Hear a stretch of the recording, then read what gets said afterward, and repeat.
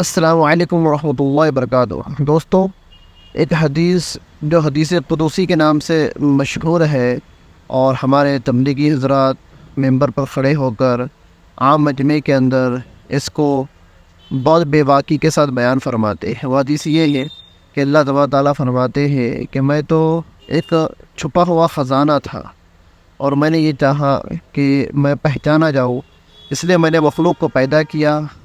پھر جب مخلوق پیدا ہوئی تو وہ مجھے جاننے لگی۔ اس طرح کی حدیث کو الگ الگ الفاظ کے ساتھ ہمارے مقرر حضرات اور خاص طور پر ہمارے تبلیغی جماعت کے جو ذمہ داران ہیں اور جو مقرر حضرات ہیں، متکلم حضرات ہیں، وہ اس حدیث کو بہت زیادہ بیان کرتے ہیں۔ آئیے اس حدیث کی تحقیق کرتے ہیں، کیا یہ حدیث واقعی میں حدیث ہے کہ ایسا ہی ہے جیسا کہ لوگ بیان کرتے ہیں۔ تو اس کی جب میں نے تحقیق کی تو اس امت کے جو اسماء و رجال کے ماہر علماء ہے، جو حدیثوں کی چھان بین کرتے ہیں اور حدیثوں میں سے صحیح حدیث کو، ضعیف حدیث کو، من گڑت حدیثوں کو الگ کرتے ہیں، ایسے علماء اکرام کی کتابوں کا جب میں نے مطالعہ کیا تو انہوں نے صاف انکار کر دیا کہ یہ حدیث اللہ کے نبی کی حدیث نہیں ہے اور نہ ہی اللہ تبارک تعالیٰ نے ایسا کچھ کہا ہے۔ مطلب ہے کہ یہ جو کلام ہے یہ نبی کا کلام نہیں ہے اور نہ ہی اللہ کا کلام ہے، یہ بس لوگوں کے اندر مشہور ہو گیا ہے۔ اس لیے میں تبلیغی حضرات کے ذمہ داران، متکلمین، مقررین اور خطاب کرنے والے خطیبوں سے گزارش کرتا ہوں کہ اپنے بیانات کے اندر اس حدیث کو بیان نہ کیا جائے۔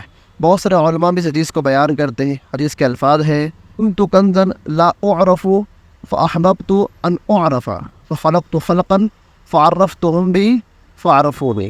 اس طرح کے الفاظ سے اس کو بیان کیا جاتا ہے، لیکن یہ صحیح نہیں ہے، یہ اللہ کے نبی کی طرف منسوب نہیں ہے۔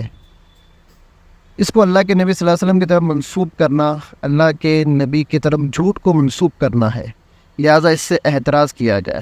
ایک چیز۔ دوسری چیز میں یہ بتا دوں، اگر اس کے الفاظ کو دیکھا جائے تو اس طرح کے الفاظ تو ثابت شدہ نہیں ہے، لیکن اس حدیث کا مضمون ثابت ہے۔ جیسے کہ سورہ ذاریات کی آیت ہے: وما خلقت الجن والانس الا لیعبدون، تو بہت سارے علماء نے لیعبدون کی تشریح لیعرفون سے کی ہے۔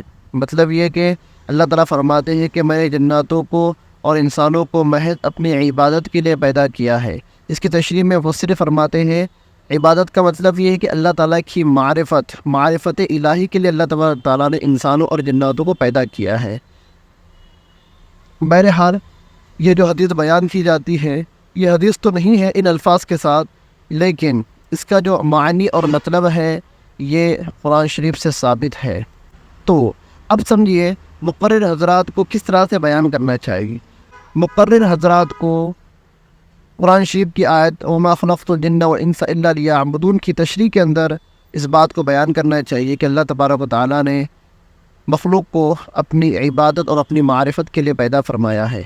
لیکن یہ کہنا کہ اللہ تعالیٰ کھویا ہوا خزانہ تھے، یہ اللہ کی ذات ایک خزانہ ہے جس کو لوگ نہیں جانتے تھے اور اللہ تعالیٰ نے اپنی معرفت کرانے کے لیے انسانوں کو اور مخلوقات کو پیدا کیا ہے، اس طرح کے الفاظ کے ساتھ بیان نہ کیا جائے، بلکہ قرآن شریف کی آیت کے ساتھ اس کو بیان کیا جائے کہ اللہ تعالیٰ فرماتے ہیں سورہ ذاریات کے اندر کہ ہم نے انسانوں کو اور جناتوں کو محض اپنی عبادت کے لیے پیدا کیا ہے، اور عبادت کا مطلب ہے کہ معرفت الہی کے لیے پیدا کیا ہے۔